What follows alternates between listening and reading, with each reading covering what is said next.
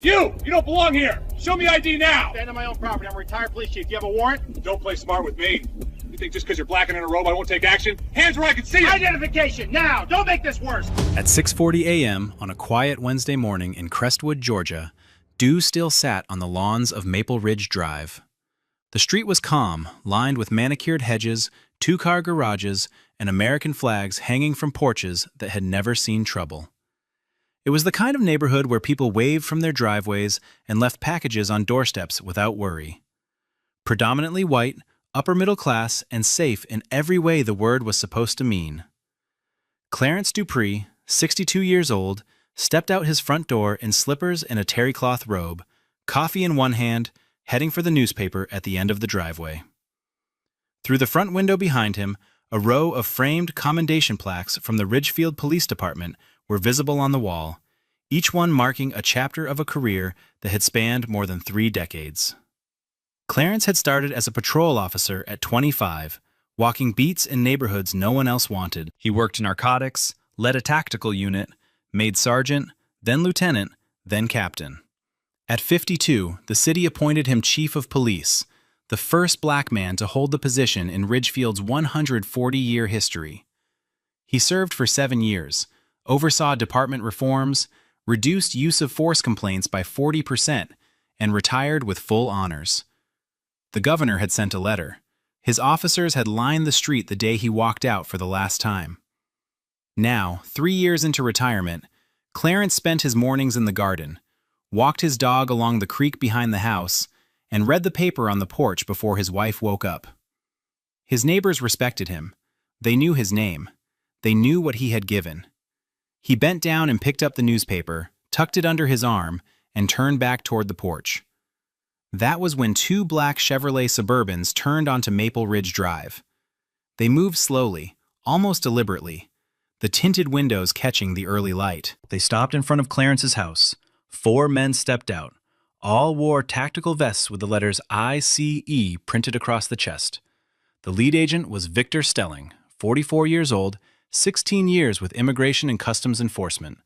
Stelling had built his reputation on aggressive field operations, the kind that generated numbers for quarterly reports and complaints from immigration advocacy organizations in equal measure.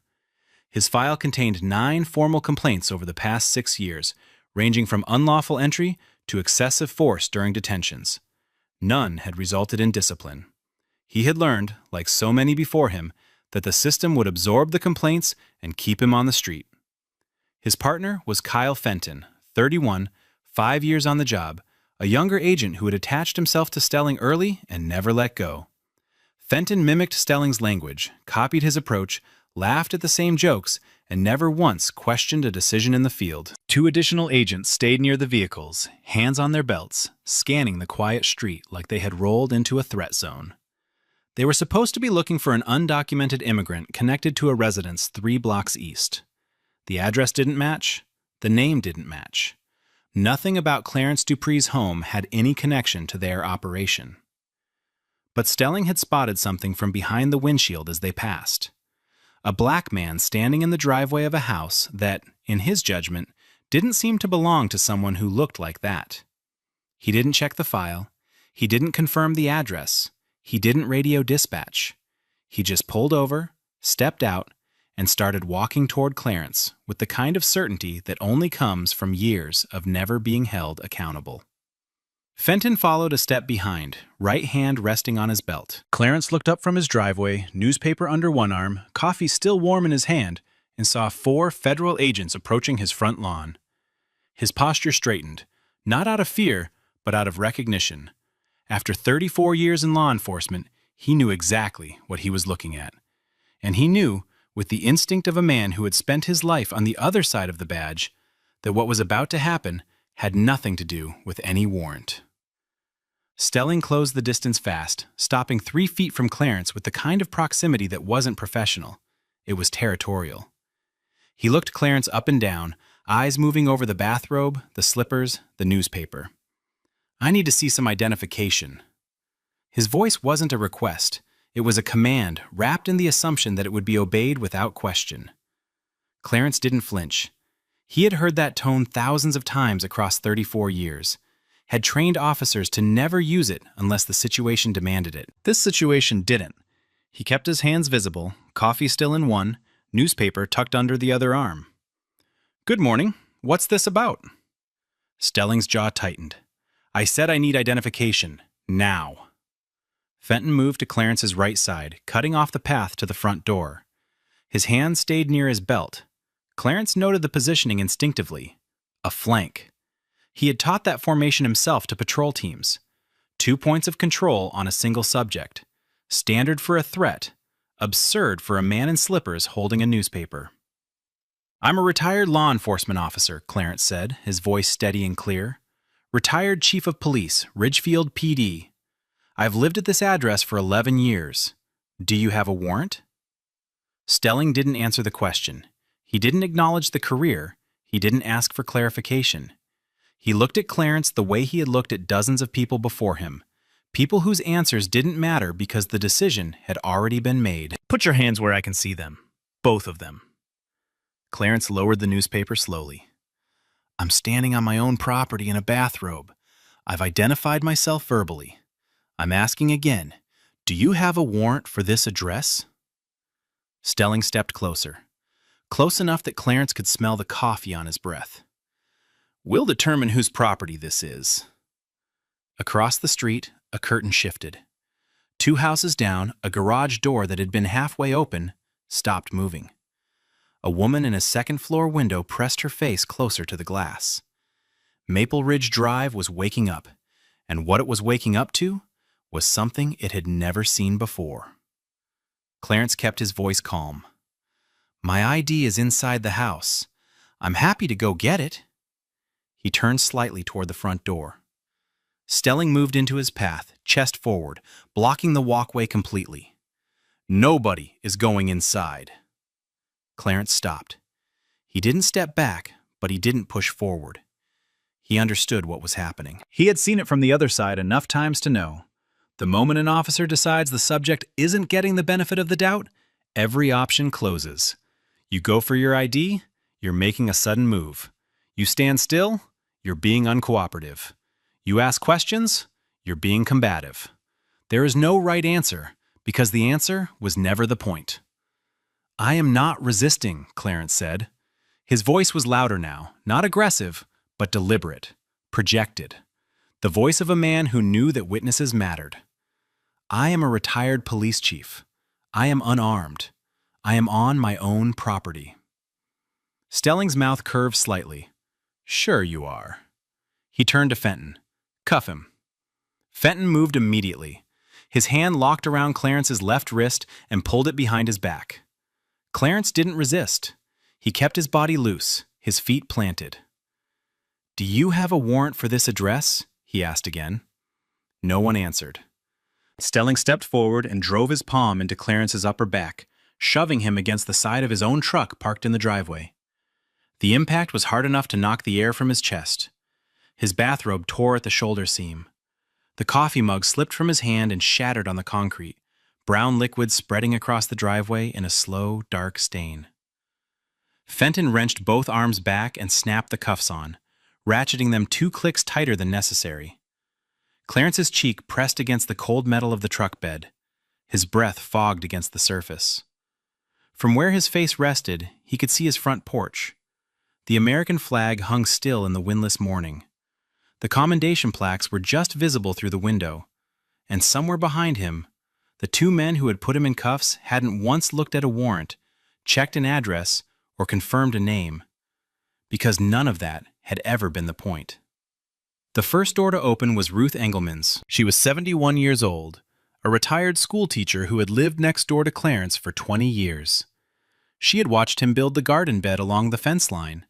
She had brought over pie the week he moved in, and had never stopped. She stepped onto her porch in a housecoat, one hand on the railing, and saw Clarence Dupree face down against the side of his own truck, hands cuffed behind his back, bathrobe torn, surrounded by men in tactical vests. Her voice carried across the yard like a bell. "That's Chief Dupree! What are you doing to him? He lives here!" Stelling didn't turn. Fenton glanced over his shoulder. "Ma'am, go back inside." "I will not go back inside. That man is my neighbor. He's a retired police chief. You have no business putting your hands on him." Across the street, a front door opened. Donald Pratt, 64, a white retired firefighter with 30 years on the job, stepped out with his phone already raised and recording. He didn't say a word at first. He just aimed the camera and started walking closer. "What are your badge numbers?" Donald asked. His voice was flat, direct, the tone of a man used to emergencies. Stelling turned now. "Sir, I need you to step back and go inside. This is a federal operation." Donald didn't move. "I asked for your badge numbers. You're detaining a man on his own property. I have a right to record this." Stelling's jaw clenched.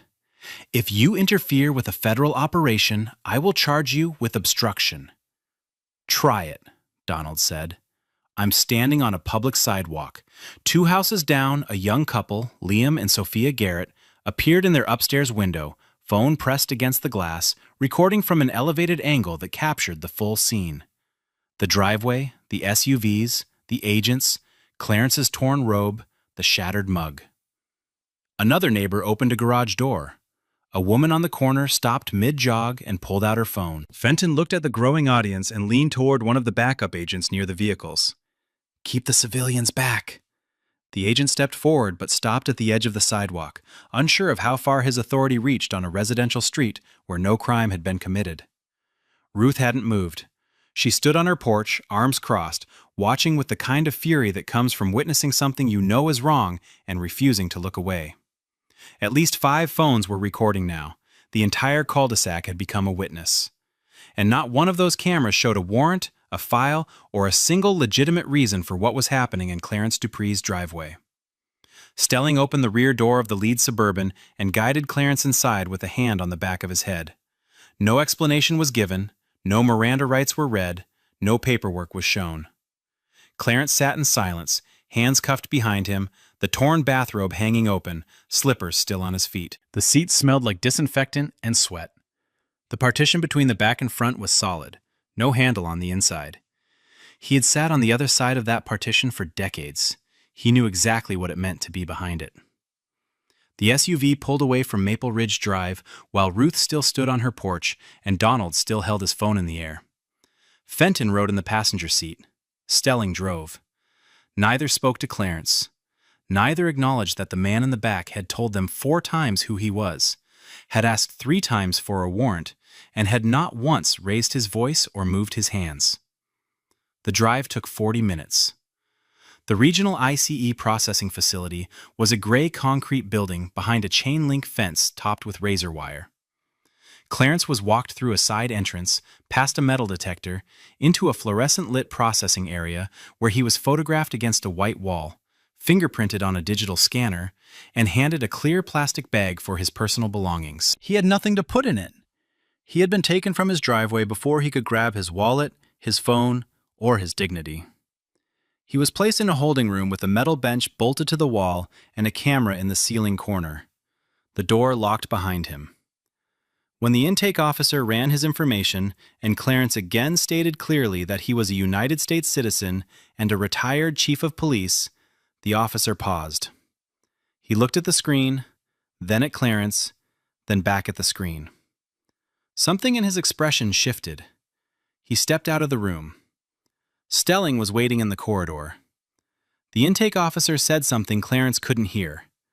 Stelling's response carried through the door. "Process him like anyone else. We'll sort it out." Clarence sat on the metal bench, back straight, wrists raw from the cuffs that had only just been removed.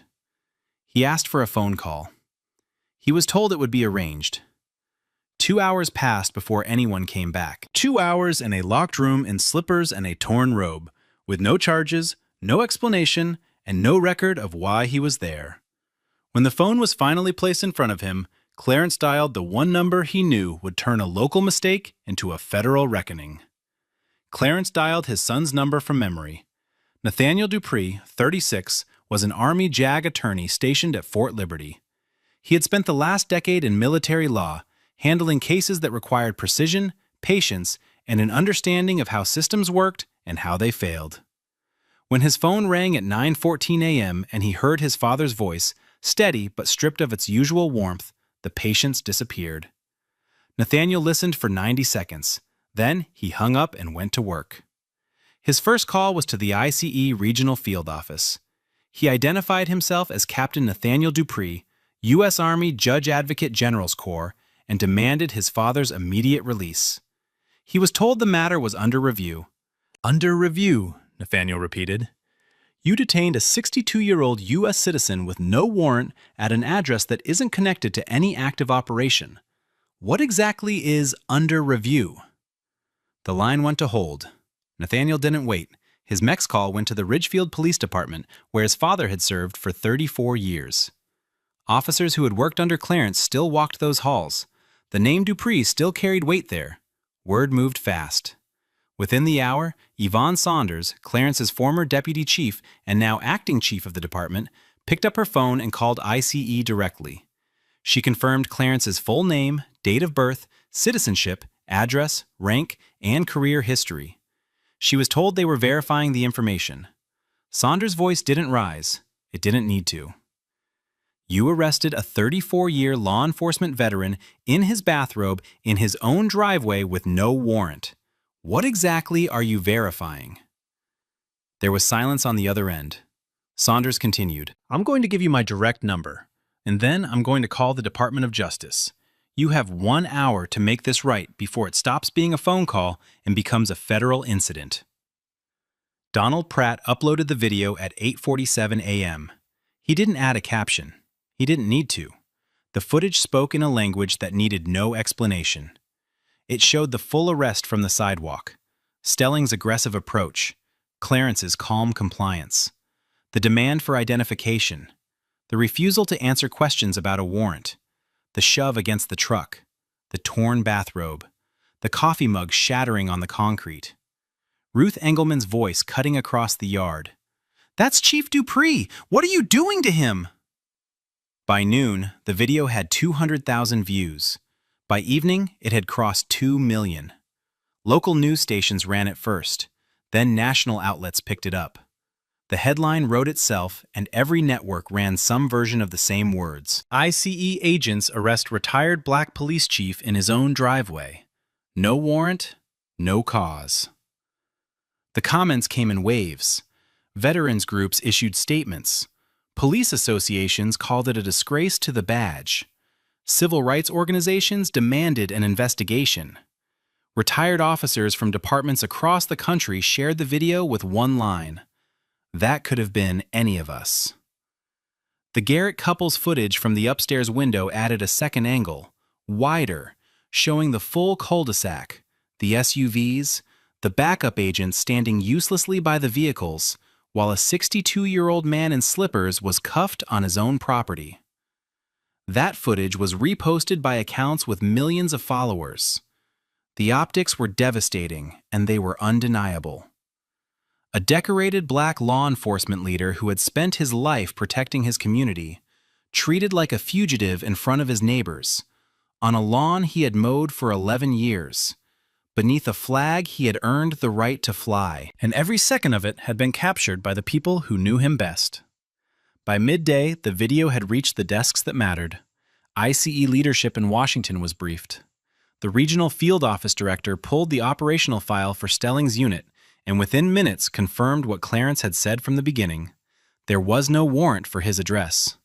There had never been one. The target of the operation was a residence 3 blocks east on a different street with a different house number. Stelling had never verified the address before stepping out of the vehicle. He had never cross-referenced the file. He had never contacted dispatch.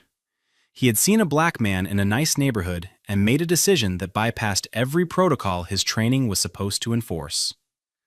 An internal review of Stelling's record surfaced a memo that should have ended the conversation years ago.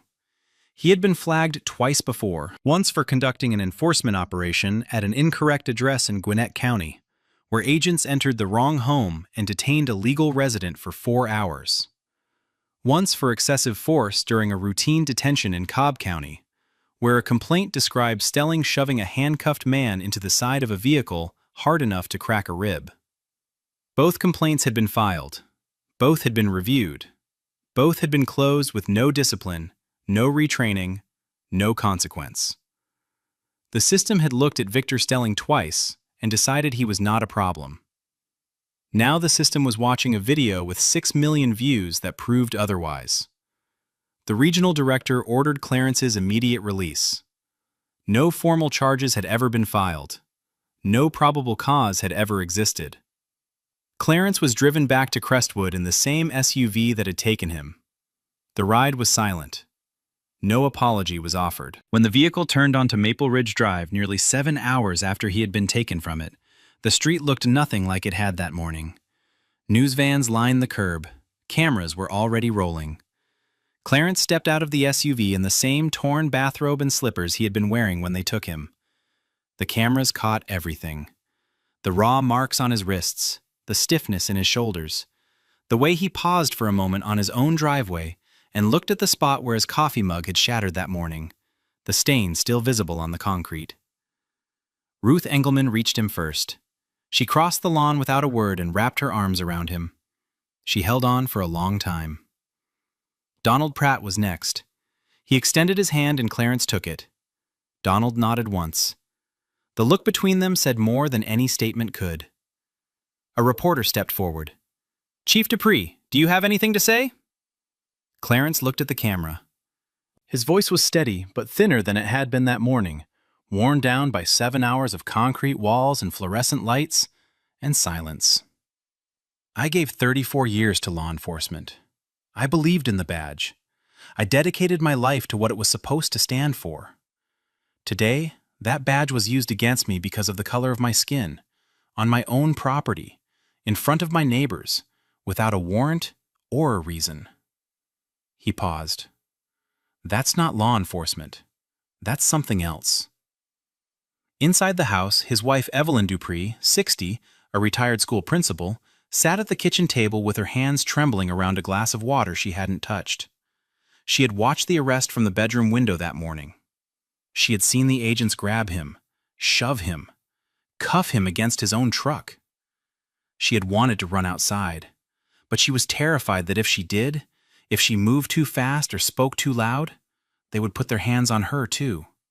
Or worse, they would use her presence as an excuse to escalate. So she stood behind the glass and watched them take her husband. When Clarence sat down beside her, she looked at him with eyes that hadn't stopped crying for hours. "I watched them take you, and I couldn't breathe. I kept thinking, what if Nathaniel hadn't been a lawyer? What if no one had been filming?" Clarence took her hand but didn't answer, because they both knew the answer already. Nathaniel Dupree filed the formal complaint with the Department of Justice Civil Rights Division before his father had even made it home. The document was precise, detailed, and built the way only a military attorney with something personal at stake could build it. Unlawful detention, warrantless arrest, excessive force, racial profiling, Fourth Amendment violations.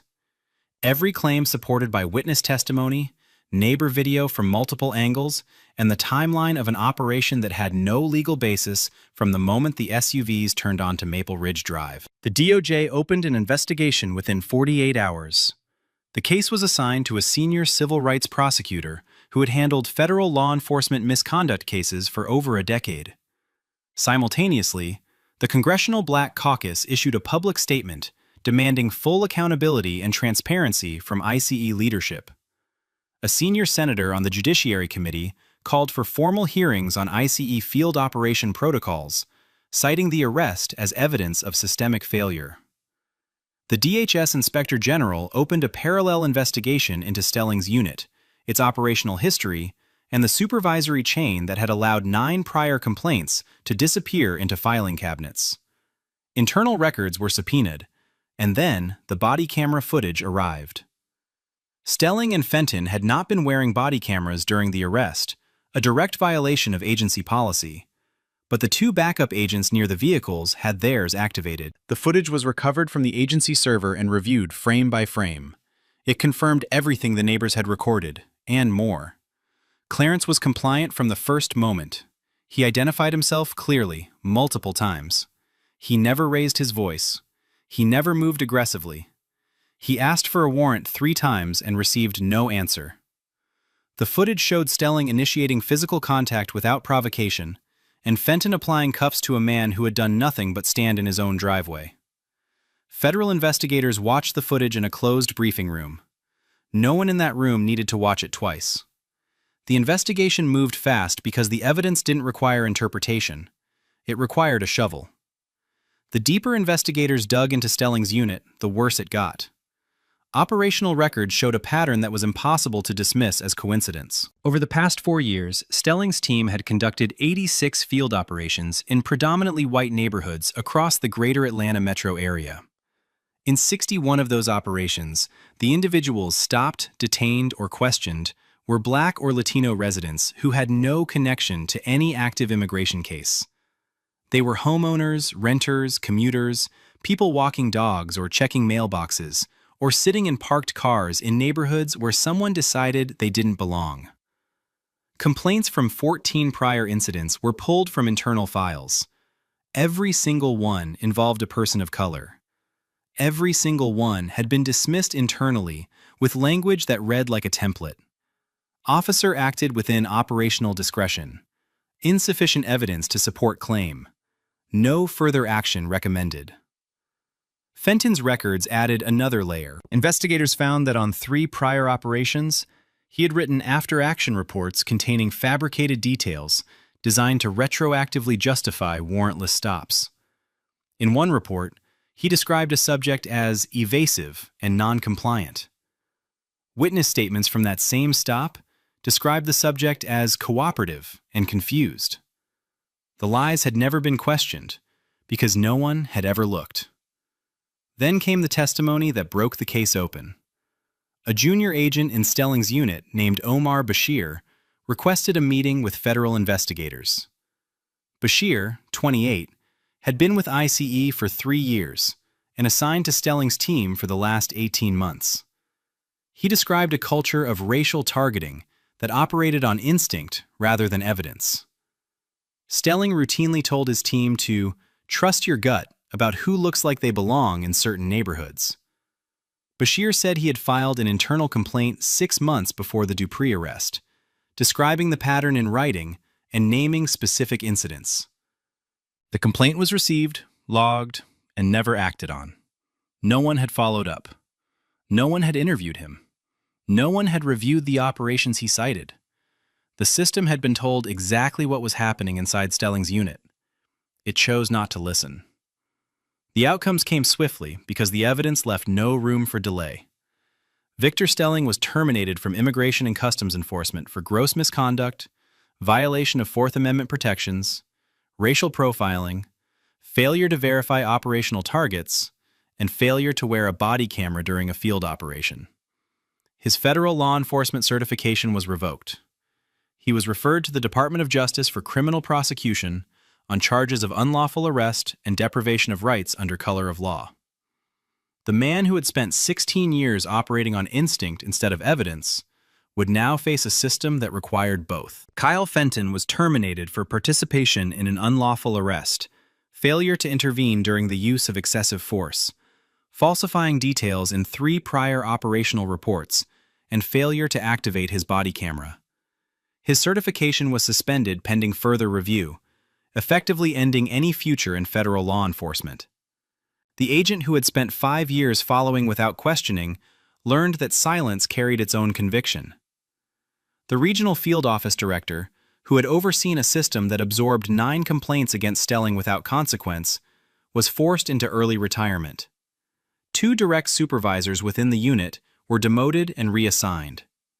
The unit itself was disbanded and placed under new leadership with a restructured chain of command.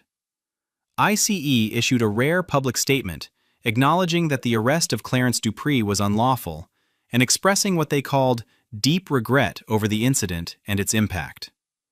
The statement was carefully worded. It acknowledged the failure, it referenced the reforms being implemented, but it stopped short of a direct apology to Clarence or his family. Reporters noticed, the public noticed, and Clarence, sitting in his living room watching the statement air on the evening news, noticed most of all. "Regret is what you feel when you spill coffee," he said quietly to Evelyn. "Not when you drag a man off his own property in handcuffs." Clarence filed the federal civil rights lawsuit 3 weeks later. The case was brought against ICE, Victor Stelling, Kyle Fenton, and the Department of Homeland Security. It cited unlawful arrest, excessive force, Fourth Amendment violations, racial profiling, and intentional infliction of emotional distress. Evelyn Dupree was named as a co-plaintiff for the emotional damages she suffered, watching her husband be detained from their bedroom window, unable to intervene, unable to breathe, unable to do anything but stand behind glass while the people who were supposed to protect them put her husband in cuffs. The evidence was overwhelming. Neighbor videos from 5 angles, body camera footage from the 2 backup agents, internal operational records showing the wrong address, Stelling's 9 prior complaints, Fenton's falsified reports, Omar Bashir's whistleblower testimony, and the internal memo that proved the agency had been warned about Stelling twice and chose to do nothing. The case never made it to trial. The government settled for a multi-million-dollar amount that legal analysts described as one of the largest individual payouts in a federal civil rights case involving ICE. But the money was only part of it. As part of the settlement, the Department of Homeland Security agreed to mandatory warrant verification protocols, requiring field confirmation of target addresses before any engagement, required body camera activation for all field operations, with zero-tolerance enforcement for non-compliance, independent civilian review of all complaints involving racial profiling or discriminatory conduct, and a complete redesign of implicit bias training developed in partnership with civil rights organizations. Clarence donated a significant portion of the settlement to establish a legal defense fund for citizens wrongfully detained by federal agents, people who didn't have a son in the JAG Corps, neighbors with cameras, or a career that demanded recognition, people who had no one to call. Now they would. Weeks later, Clarence Dupree sat on his front porch at 6:40 in the morning. Same slippers, same robe, new coffee mug. The newspaper was tucked under his arm. The garden along the fence line was freshly tended, the beds he had planted the spring before now in full bloom. The American flag hung from the same hook it had always hung from, catching the first light the way it did every morning on Maple Ridge Drive. Ruth Engelman waved from her porch next door. Donald Pratt nodded from his driveway. The street was quiet again. But something had changed. Not the street. The street looked the same as it always had. What changed was what people now understood could happen on it. Clarence began speaking publicly in the months that followed. Not on cable news panels or viral clips, but in the rooms where it mattered. Police academies, congressional briefings, community forums in cities where families like his had stories that never made the news. He told his story the same way every time. Not with anger, not with bitterness, with precision. The same precision he had brought to 34 years behind the badge. "I wore a badge for 34 years, he would say. I know what it's supposed to mean. I know the weight of it. And I know exactly what it looks like when someone forgets." Victor Stelling was last seen leaving a federal courthouse in downtown Atlanta 3 months after his termination. No cameras followed him, no reporters called his name. The career he had built on instinct and impunity was gone, replaced by a case number and a court date. His name now appeared in training manuals distributed across DHS field offices nationally, cited as a case study in what unchecked authority and racial bias produce when no one is held accountable, until someone finally is. A training bulletin circulated through every ICE field office in the country that fall. It showed a single still frame pulled from Donald Pratt's video. A black man in a bathrobe, hands cuffed behind his back, pressed against his own truck in his own driveway. An American flag hanging in the background. Beneath the image, 2 lines in bold type. "This is what failure looks like." No names were printed. They didn't need to be, because the careers were already gone. This case was disturbing, but the one on the right ends in a way no one expects. Step away from the truck! Hands up, now! I live here. What's this about? Don't lie to me. We know who you are. My name is Elijah Drummond. I'm a U.S. citizen. Yeah, that's what you all say when you get caught! You're on my injury. I'm not resisting. What's going on over there? At 6:42 a.m. on a quiet residential street in Columbus, Georgia, 3 unmarked black SUVs blocked the driveway of a single-story brick home with an American flag hanging from the porch. 6 ICE agents in full tactical gear surrounded a black man in gym shorts and a faded Army t-shirt as he loaded a toolbox into the bed of his pickup truck for work. Before he could turn around, 2 agents grabbed him by the arms, forced him face down onto his own concrete driveway, and zip-tied his wrists behind his back. They were shouting about a deportation warrant. The man was Staff Sergeant Elijah Drummond, retired, a United States citizen born 38 years ago in the same city where his face was now pressed into the pavement. He was a Purple Heart recipient, a 2-tour combat veteran who had taken shrapnel in Fallujah, protecting the same flag now stitched onto the sleeves of the men pinning him down. The agents had no judicial warrant, no criminal warrant, no arrest order with his name on it. They had the wrong address, the wrong target, and the wrong man.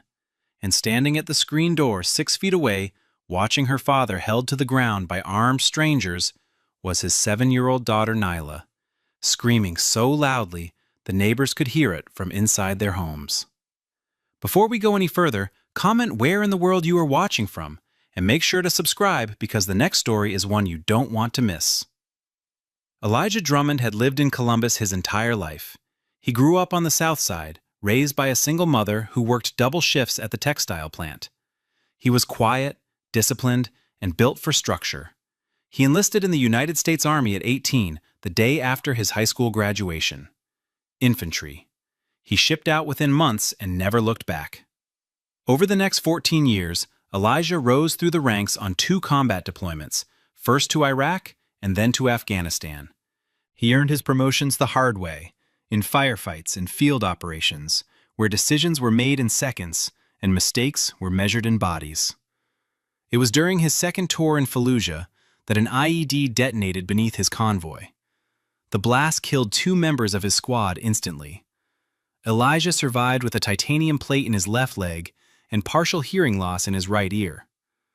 For his actions that day, the Army awarded him the Purple Heart.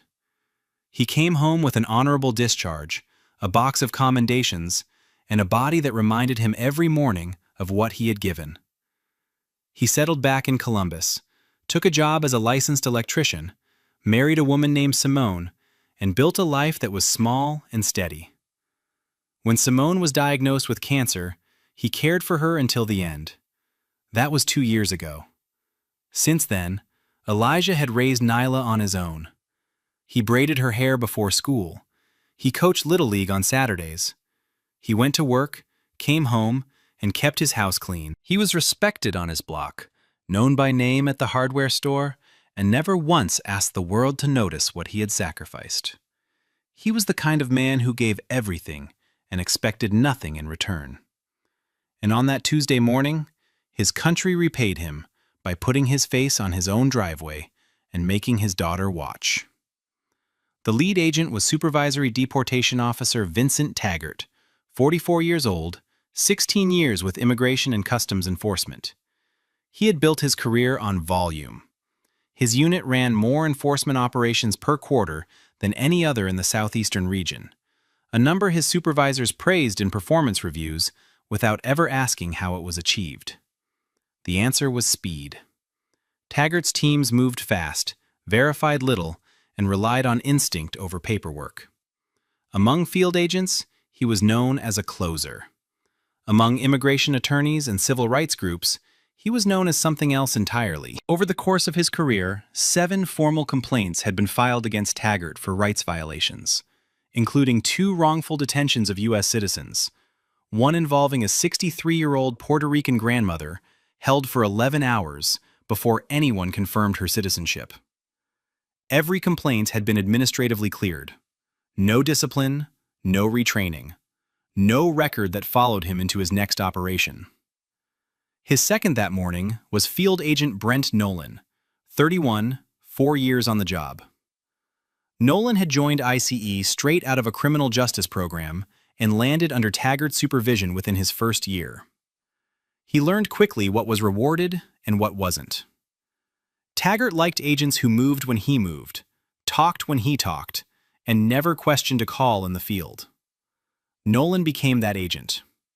He mirrored Taggart's aggression because it earned approval, and he stayed silent when things went wrong because that earned even more. That morning, the team had been dispatched to execute an administrative deportation warrant for a Guatemalan national named Carlos Mejia Solano. The target address was 412 Birchwood Lane. Elijah Drummond lived at 414 Magnolia Drive, 2 blocks south. The names didn't match. The addresses didn't match.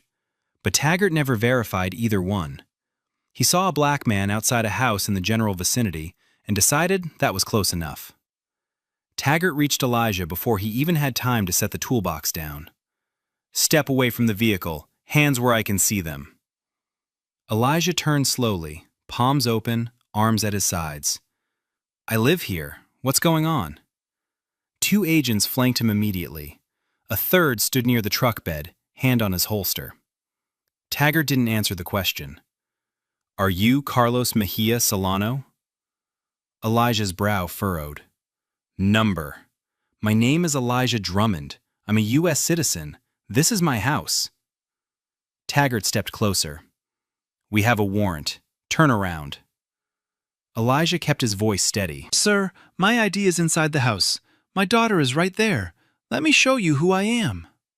Taggart glanced at the screen door where Nyla stood in her pajamas, eyes wide, hands pressed to the mesh. He looked back at Elijah without acknowledging her. "Turn around. Now." Elijah complied. He placed his hands behind his back slowly, deliberately, the same way he had been trained to move in situations where one wrong gesture could change everything. 2 agents grabbed his arms and forced him down. His knees hit the concrete first, then his chest, then the side of his face. The impact reopened a scar above his left eyebrow. Zip ties were cinched around his wrists so tightly the plastic cut into his skin within seconds. Then Nolan knelt on his back. The knee landed directly on the lower left side, exactly where the shrapnel had torn through muscle and tissue 14 years earlier in Fallujah. Elijah's breath left him in a sharp gasp. "I have a combat injury. You're on my wound. Please move your knee." Nolan pressed harder. "Stop talking." Elijah gritted his teeth, face against the pavement, eyes squeezed shut. "I'm not resisting. I'm telling you, I'm injured." "Shut up," Nolan said. Across the street, a door opened. Gwendolyn Price, 68 years old, a retired school teacher who had lived in the neighborhood for over 30 years, stepped onto her porch in a bathrobe. She saw the SUVs, the tactical gear, and Elijah face down on his own driveway. She went back inside, came out with her phone, and began recording without saying a word.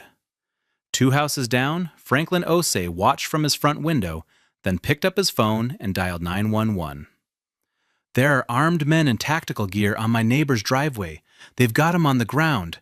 I don't know who they are. There's no marked vehicles. Please send someone." And through it all, Nyla stood at the screen door, crying, calling out the only word that mattered. "Daddy, Daddy, Daddy." Not one agent turned to look at her. Taggart stood over Elijah and keyed his radio. "Dispatch, confirm physical description on target Mejia Solano." There was a pause, then the dispatcher's voice came back flat and clear. "Target is male, 5'6", approximately 140 pounds, age 27. Taggart looked down at Elijah. Elijah was 6'2", over 200 pounds, and 38 years old. The name was wrong. The height was wrong. The age was wrong. Everything was wrong. Taggart released the radio button and said nothing for a long moment. Then he turned to Nolan, who still had his knee on Elijah's back. "Keep him restrained. We're sorting this out." Elijah spoke through clenched teeth. "There's nothing to sort out. My name is on the mailbox. My ID is inside the front door. You have the wrong person." Taggart didn't respond. A third agent, one of the younger members of the team, walked toward the house and stopped at the screen door. Nyla was still standing there, tears running down her face, her small hands flat against the mesh. The agent looked at her for a moment, then turned and walked back toward the SUVs without a word. He didn't speak to her, didn't tell her it was going to be okay, didn't call for anyone to come be with her. He just left a 7-year-old girl standing alone behind a door, watching her father bleed on the concrete. From across the street, Gwendolyn Price raised her voice for the first time. "That man is a veteran. He's lived in that house for years. You have the wrong person." Taggart turned toward her porch. His expression didn't change. "Ma'am, we determine who's who, not you. A lot of people claim things they're not." The words carried clearly across the morning air. Gwendolyn's phone caught every syllable. So did the Ring doorbell camera mounted on Franklin Osei's front door directly across the street, recording in high definition with a timestamp in the corner of the frame. Gwendolyn didn't lower her phone. She didn't go back inside. She stood on her porch in her bathrobe and kept recording. Because she had spent 30 years teaching children the difference between right and wrong, and she knew exactly which one she was looking at. The first Columbus PD cruiser arrived 7 minutes after Franklin's 911 call. Officer Janelle Sutton stepped out, assessed the scene quickly, 3 unmarked SUVs, 6 agents in tactical gear, a man face down on a residential driveway, and a child visible through the screen door of the home. She approached with her hand near her radio, not her weapon. Then she saw his face. She stopped walking. "That's Sergeant Drummond." Her voice was sharp, immediate, and certain. Her 12-year-old son Caleb played shortstop on the Little League team Elijah coached every Saturday at Linden Park. She had watched Elijah run drills with those kids for 2 seasons. She had spoken to him at games, at team cookouts, at the end-of-year award ceremony. She knew exactly who he was. She turned to Taggart. "That man is a United States citizen. He was born in this city. He's a combat veteran. What are you doing?" Taggart straightened. "We're federal agents executing a lawful operation. Step back, officer." Sutton didn't move. She looked at Elijah's face, the blood above his eyebrow, the zip ties cutting into his wrists, the swelling along his left side where Nolan's knee had been pressing for nearly 15 minutes. She keyed her radio. "Sergeant Covington, this is Sutton at Magnolia Drive. I need a supervisor here now. We have federal agents detaining a U.S. citizen." Wrong target, wrong address, possible excessive force. Sergeant Ray Covington arrived 4 minutes later in an unmarked sedan. He walked directly to Taggart and extended his hand. "Let me see the warrant." Taggart hesitated, then handed it over. Covington read it once, then looked up. "This warrant is for Carlos Mejia Solano at 412 Birchwood Lane. This is 414 Magnolia Drive. The man on the ground is not your target. He's not even in your system. You have the wrong man at the wrong house. Release him. Now." Taggart didn't move immediately. He looked at Nolan. He looked at the other agents standing near the SUVs. He looked at Gwendolyn, still recording from her porch. At the neighbors now gathered on the sidewalk. At Sutton standing between him and the house, with her body camera blinking red. 11 minutes passed.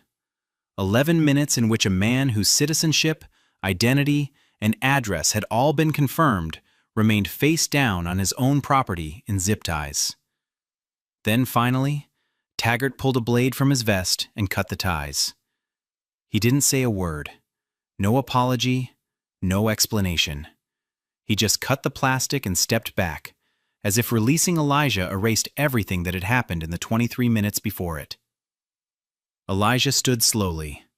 It took him 3 attempts. His left leg, the one carrying 14 years of titanium and scar tissue, buckled twice before it held. The knee pressure from Nolan had driven directly into the old wound, and the pain radiated from his hip to his ankle in sharp, pulsing waves. His face was scraped raw on the right side where the concrete had ground into his skin. A cut above his left eyebrow had bled down past his jaw and onto the collar of his army t-shirt, which was torn at the shoulder seam. Both wrists were lined with deep red grooves from the zip ties, the skin broken in 2 places, blood already drying in thin streaks across his palms. He flexed his right arm and winced. His shoulder had been wrenched during the takedown and now hung slightly lower than the other. He stood there on his own driveway, surrounded by his own neighbors, in front of his own home, bleeding from wounds inflicted by men who had never once confirmed his name. The screen door flew open. Nyla ran to him barefoot across the concrete and wrapped both arms around his waist, pressing her face into his stomach, sobbing so hard her whole body shook. Elijah brought one arm around her and held her close. The other arm hung at his side because he could barely lift it. He didn't say a word. He just rested his chin on top of her head and closed his eyes. Gwendolyn crossed the street with tears streaming down her face. Franklin stood at the edge of the driveway, fists clenched, jaw tight. Other neighbors gathered on the sidewalk in bathrobes and work clothes, some holding coffee, some holding phones, all of them silent. Elijah's toolbox lay overturned near the truck bed, tools scattered across the driveway. His truck door was still open, the engine cold. He didn't look at the agents, didn't speak to them, didn't ask for an explanation or an apology. He just held his daughter.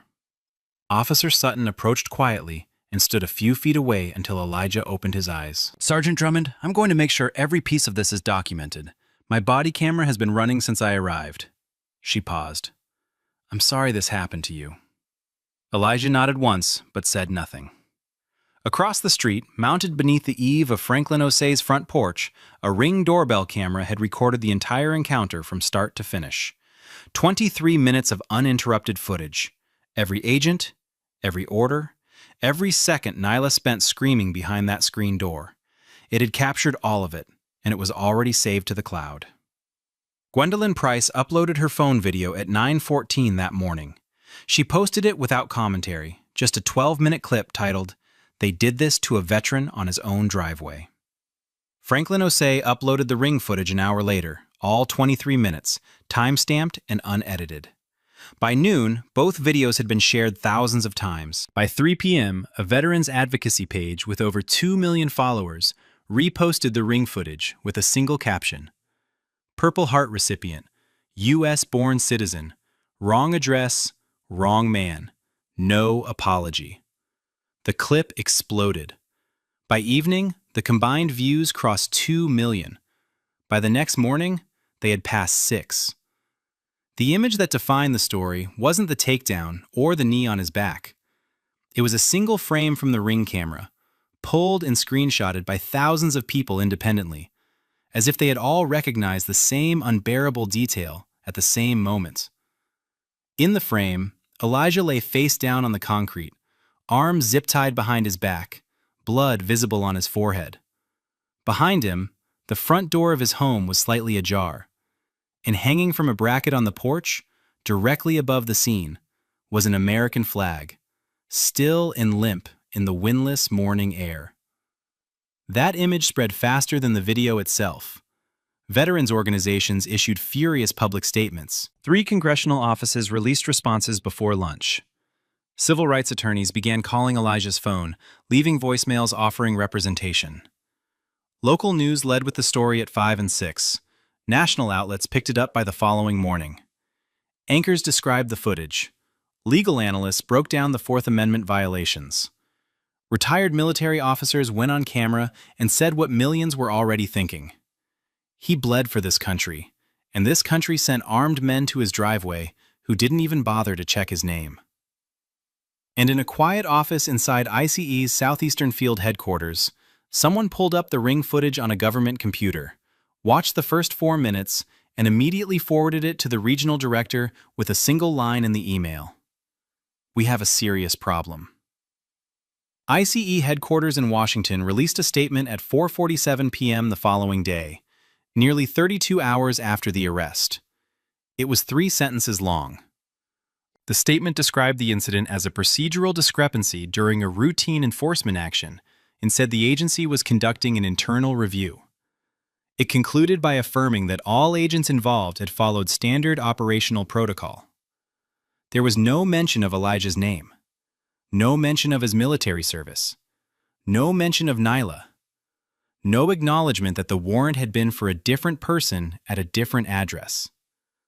The statement read like it had been drafted by someone who had never watched the footage, or, more likely, by someone who had watched every second of it and understood exactly how much needed to be buried. That same day, Taggart filed his official incident report. In it, he described Elijah as initially uncooperative and stated that the subject failed to comply with verbal commands, necessitating physical restraint. He wrote that force used was proportional to the circumstances and consistent with field protocol for high-risk enforcement operations. Nolan filed his report the following morning. It echoed Taggart's nearly word for word, same phrasing, same structure, same calculated omissions. Neither report mentioned that the dispatcher had read back a physical description that didn't match Elijah. Neither mentioned Gwendolyn's repeated attempts to tell them they had the wrong man. Neither mentioned Nyla standing at the screen door. Neither mentioned the 11 minutes Taggart waited after Sergeant Covington told them to release Elijah. But the videos told a completely different story, and by that point, millions of people had already seen them. Within 48 hours, congressional inquiries began flooding into the Department of Homeland Security. 12 members of the House, 4 senators, and the chair of the Congressional Black Caucus demanded a formal review. The DHS Office of Inspector General opened an investigation. The IG team moved quickly. They pulled GPS logs from all 3 SUVs, confirming the vehicles had never been within 2 blocks of the correct target address. They pulled radio transcripts and found the dispatch correction Taggart had received and acknowledged 7 minutes into the encounter, a correction he never acted on for another 10 minutes. Then they pulled Taggart's phone. In his text messages, sent to a colleague 40 minutes after Elijah was released, was a single line that would later be read aloud in a federal courtroom. Got the wrong one, but he was acting like he had something to hide anyway. The Department of Justice Civil Rights Division opened its own parallel investigation 9 days after the arrest. The lead was a senior trial attorney from the criminal section, supported by 2 FBI agents and a federal civil rights analyst. They were not there to review policy. They were there to determine whether federal crimes had been committed. Their first interview was with Elijah. He arrived in a pressed shirt, a folder of documents under his arm, and gave his statement with the same precision he had once used to deliver field reports under fire. He provided timestamps down to the minute. He recalled exact phrases, who said what and when. He described the location of each agent on the driveway, the angle of his body when he was taken down, the point of contact where Nolan's knee met his shrapnel wound. He described Nyla's position at the screen door and the moment the third agent looked at her and walked away without speaking. He did not raise his voice. He did not editorialize. He delivered the facts like a man who had spent his life in environments where facts were the difference between living and dying. The investigators then interviewed Gwendolyn Price, whose video had become the most viewed clip associated with the case. She described what she saw from her porch and repeated Taggart's words exactly. A lot of people claim things they're not. Franklin Osei provided the ring footage directly from his cloud account and confirmed the timestamps. Officer Janelle Sutton gave a detailed statement corroborated by her own body camera footage. 6 additional neighbors provided statements, all consistent, all describing the same sequence of events from different vantage points.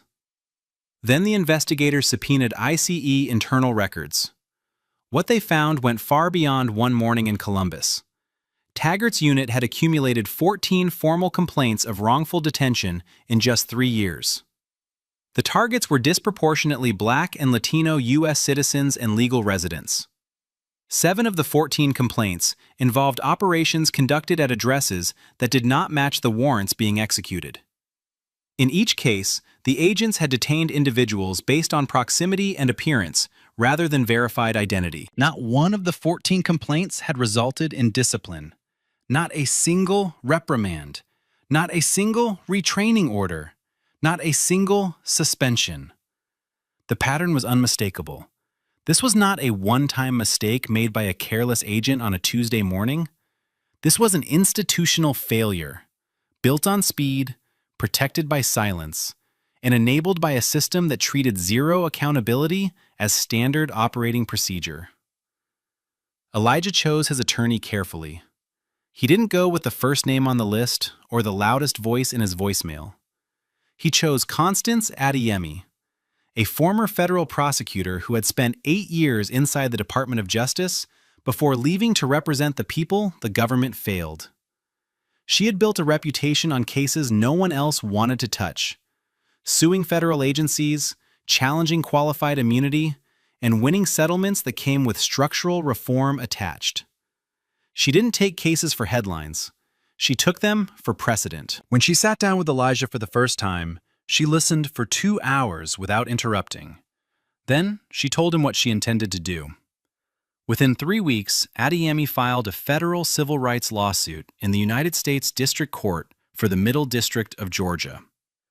The defendants named were Supervisory Deportation Officer Vincent Taggart, Field Agent Brent Nolan, 4 additional agents present on the driveway that morning, the director of ICE's Southeastern Field Office, and the Department of Homeland Security itself.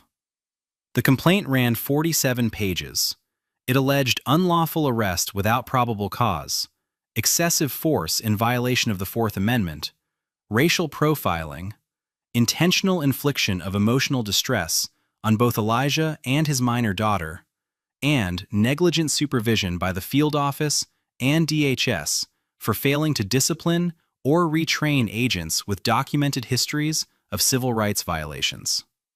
Adeyemi subpoenaed Taggart's full disciplinary file. What came back confirmed what the DOJ investigation had already begun to uncover, but in sharper, more damning detail. The 7 prior complaints were laid out in full. One involved a 24-year-old Latino legal resident detained during a workplace raid despite presenting a valid green card. Another described a black mother of 3 pulled from her vehicle at a gas station while her children sat in the back seat. Agents held her for 45 minutes before confirming she was a U.S. citizen. But the worst was a case from 2 years earlier. A 70-year-old black man named Cornelius Beckett, a retired postal worker and U.S. citizen born in Macon, Georgia, was picked up during an enforcement sweep outside a bus station. He was transported to a federal detention facility 90 miles away. He told every person who would listen that he was an American citizen. No one checked for 9 hours. When they finally ran his information, they confirmed he was exactly who he said he was. He was released without explanation. The complaint on that case had been reviewed and closed with 3 words written at the bottom of the file: no action required. Adeyemi included every word of that case in her filing. She wanted the court to see not just what happened to Elijah Drummond, but what had been allowed to happen to others before him, and what would keep happening if no one was held accountable. The case reached Congress 5 weeks after the lawsuit was filed. The House Judiciary Subcommittee on Immigration and Citizenship announced a formal hearing on ICE enforcement practices, and Elijah Drummond was invited to testify. He arrived in Washington on a Tuesday morning wearing a dark suit, a pressed white shirt, and his Purple Heart pinned to his left lapel. He sat at a long wooden table facing the committee, a microphone in front of him, cameras behind him, and a room full of staffers, reporters, and spectators watching from every seat. He did not bring prepared remarks. He spoke from memory, the way he had given field reports for 14 years. He described the morning simply and completely: the toolbox, the SUVs, the agents, the orders, the takedown. He described the concrete against his face and the zip ties cutting into his wrists. He described the knee on his shrapnel wound and the way his vision blurred from the pain. He described asking them to check his ID and being told to shut up. Then he paused. He looked directly into the camera and described his daughter. He described Nyla standing at the screen door in her pajamas. He described the sound of her screaming for him while armed men held him on the ground. He described the agent who walked to the door, looked at her, and turned away without a word. The room was silent. No one moved. No one typed. Then Elijah said, "I bled for this country in Fallujah. I left pieces of myself in the sand so that families like mine could be safe at home. And I came home, and this country sent armed men to my driveway to treat me like I didn't belong here. like I wasn't American enough, like my citizenship needed to be earned twice because of the color of my skin. A committee member turned to the acting ICE director, seated at a separate table across the room. How was this allowed to happen? The director adjusted his microphone. He spoke about operational protocols, about ongoing internal reviews, about the agency's commitment to accountability and professionalism. He used the phrase standard procedure 3 times. He did not say Elijah's name. He did not mention Nyla. He did not answer the question. Clips of Elijah's testimony were posted online within the hour. By evening, they had been viewed over 8 million times. The image of a Purple Heart veteran sitting calmly before Congress, describing how his own government treated him like a criminal in front of his child, became the second defining frame of the case. The first was the flag above the driveway. The second was the medal on his chest. And neither one could be explained away. The federal grand jury returned indictments 6 weeks after the DOJ investigation concluded. Supervisory Deportation Officer Vincent Taggart was charged with 2 counts of deprivation of rights under color of law, under 18 U.S.C. Section 242, and 1 count of filing false statements in a federal report. Field Agent Brent Nolan was charged with 1 count of deprivation of rights and 1 count of accessory to false reporting. Both men were arrested on the same morning, Taggart at his home in Hinesville, Nolan at his apartment in Savannah. They were processed, fingerprinted, and released on bond. Neither spoke to the press. Within a week, the director of ICE's Southeastern Field Office submitted his resignation. No public statement accompanied it, no press conference, no acknowledgement of what had happened under his authority. He simply stepped down and disappeared from the agency directory, as if removing his name could separate him from the 14 complaints, the 7 wrong addresses, and the culture of zero oversight he had allowed to metastasize inside his operation. 3 additional agents from Taggart's unit were placed on indefinite, unpaid suspension, pending further review of their involvement in prior wrongful detentions. Their access credentials were revoked. Their service weapons were collected. Taggart's trial began on a Monday in the United States District Court for the Middle District of Georgia. It lasted 2 weeks. The prosecution opened with the ring footage. 23 minutes of uninterrupted video played on a screen mounted above the jury box. The jurors watched Elijah taken to the ground. They watched Nolan's knee press into his back. They watched Nyla standing behind the screen door, her mouth open, her hands flat against the mesh. They heard every word. Then the prosecution played Gwendolyn's phone video, which captured Taggart's voice clearly. A lot of people claim things they're not. They played the radio transcript in which the dispatcher read back a description that matched nothing about Elijah, and Taggart acknowledged it. Then they entered the text message into evidence. Got the wrong one, but he was acting like he had something to hide anyway. The defense argued it was an honest mistake, a high-pressure operation, a regrettable error in the fog of field enforcement. The attorney described Taggart as a dedicated public servant with 16 years of experience who made a split-second judgment call. He asked the jury to consider the difficulty of the work, the danger of enforcement operations, and the impossibility of perfection. The prosecution responded by replaying the 11 minutes Taggart waited after being told to release Elijah. 11 minutes after a Columbus PD supervisor stood in front of him, holding the wrong warrant, and said plainly that the man on the ground was not the man they were looking for. The jury deliberated for 4 hours. They returned guilty on all counts. Taggart was sentenced to 30 months in federal prison.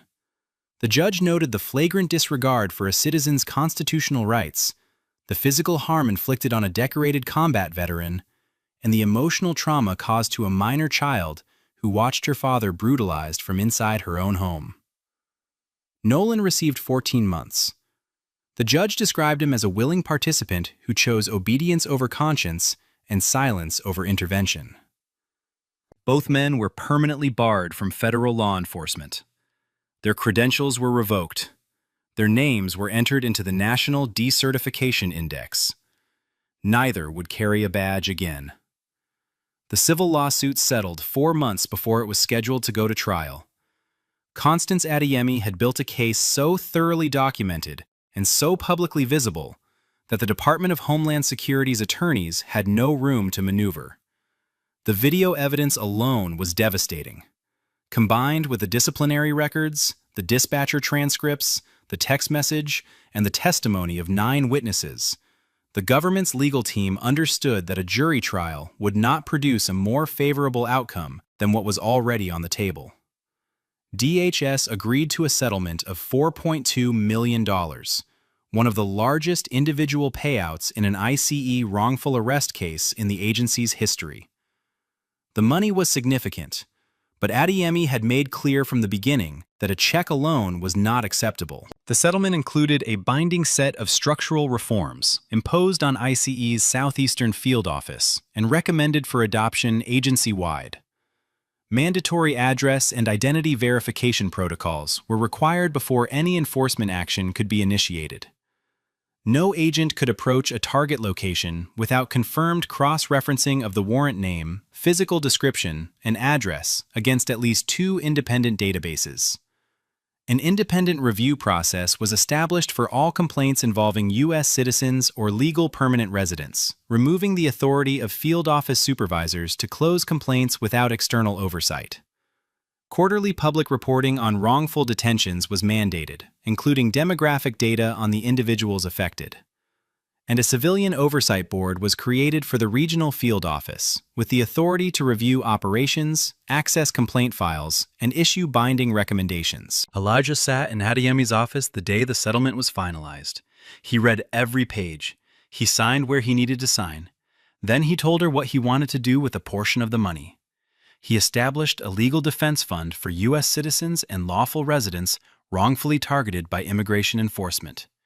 People who didn't have cameras rolling, didn't have neighbors willing to record, didn't have a decorated military record to force the system to pay attention. The fund would connect them with attorneys, cover legal costs, and ensure their cases didn't vanish into the same administrative silence that had swallowed the 14 complaints before his. He named the fund after his late wife, the Simone Drummond Justice Fund, because she had believed, even when the world gave her every reason not to, that doing the right thing still mattered. Elijah went back to work 3 weeks after the settlement was finalized. He loaded his toolbox into the same truck, drove to the same job sites, and pulled wire through the same walls he had been pulling wire through for years. He picked Nyla up from school at 3:15 every afternoon. He coached Little League on Saturdays at Linden Park, running the same drills, standing behind the same backstop, clapping for the same kids who didn't know or care what had happened on his driveway. He didn't give interviews. He didn't write a book. He didn't go on tour. He went back to the life he had built because that life was the whole point. The only visible change was the driveway. He had it repaved 2 weeks after the settlement. Smooth concrete, no cracks, no scuff marks, no blood-stained patch where his face had been pressed into the ground. He didn't do it for himself. He did it because Nyla walked across that driveway every morning on her way to the school bus, and he didn't want her to look down and remember. Gwendolyn Price still lived across the street. She still waved to Elijah every morning when he loaded his truck. On her refrigerator, held up by a magnet from her church, was a printed screenshot of the moment her video passed 1 million views. She never posted another video in her life. She didn't need to. She had done what needed doing when it needed doing, and that was enough. Officer Janelle Sutton received a formal commendation from the Columbus Police Department for her intervention that morning. Her sergeant wrote in the citation that her actions represented the highest standards of professional conduct and community trust. She never spoke publicly about the case, but at the next Little League game, she sat in the bleachers behind home plate and watched her son take the field, coached by the same man she had found face down on his own property, and she knew exactly what her badge was supposed to mean. Vincent Taggart served his 30-month sentence at a federal correctional facility in Jessup, Georgia. His former profession earned him no respect inside those walls. He kept to himself, filed no appeals, and made no public statements. When he was released, he left the state. His name returned nothing in law enforcement databases except a revoked credential and a case number. Brent Nolan served 14 months at a minimum security facility in Montgomery, Alabama. After his release, he left law enforcement entirely. He never applied for another badge. He moved to a small town in North Florida where no one knew his name and no one had seen the video. The ICE Southeastern Field Office underwent a full restructuring in the year following the settlement. New leadership was installed. Verification protocols were implemented. The Civilian Oversight Board held its first meeting 60 days after the agreement was signed. Complaint files that had been closed without action were reopened and reassigned to independent reviewers. Quietly, without ceremony, a training bulletin began circulating through DHS offices nationwide. It was one page. At the top was a still frame pulled from Franklin Osei's Ring camera. In the image, a man lay face down on a concrete driveway, wrists bound behind his back. Through the open front door of the house behind him, the edge of a framed Purple Heart certificate was visible on the hallway wall.